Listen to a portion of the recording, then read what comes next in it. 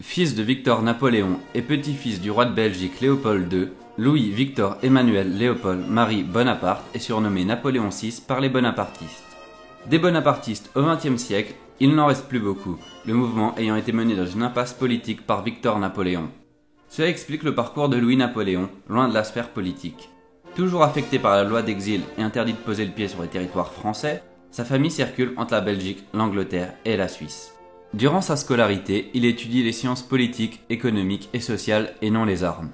Ne représentant plus un personnage de première importance, on ne dispose pas de beaucoup de détails sur sa jeunesse. On peut néanmoins le voir dans ses images d'archives tentant de lancer sa carrière de youtubeur.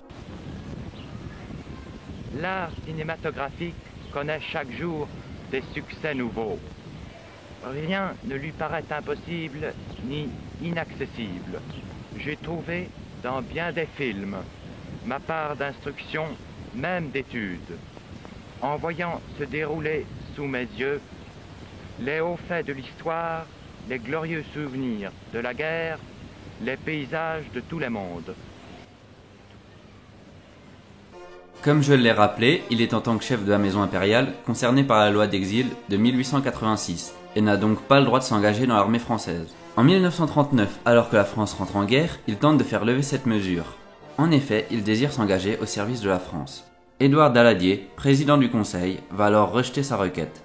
Refusant de s'arrêter là devant ce refus, il lui reste une option, la Légion étrangère. Il va alors s'engager sous le pseudonyme de Louis Blanchard. Durant l'année 1940, il est stationné à Saïda, en Algérie française. Il complète là-bas sa formation militaire.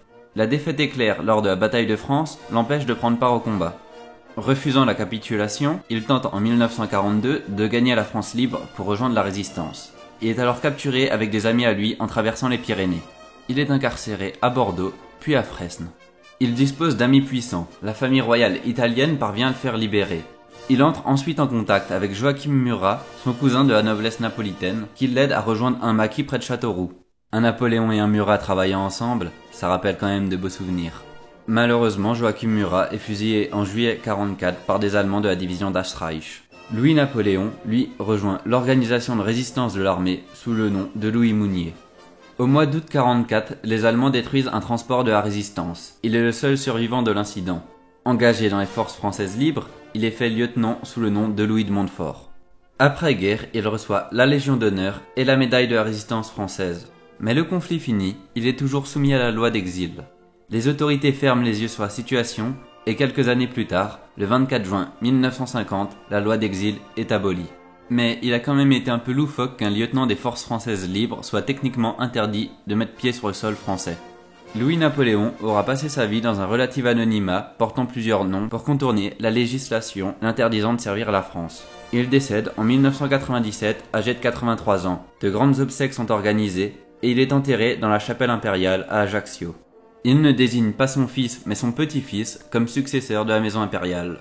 Jean-Christophe Napoléon est donc maintenant le représentant de la maison impériale. Merci à tous d'avoir écouté cette vidéo. Si vous voulez être tenu au courant des futurs sujets de vidéos ou autres, ou des mèmes que je poste, j'ai ouvert 2 pages, une page Twitter et une page Facebook pour la chaîne, et je vous invite à les suivre. Sur ce, je vous souhaite une super journée. Allez, salut!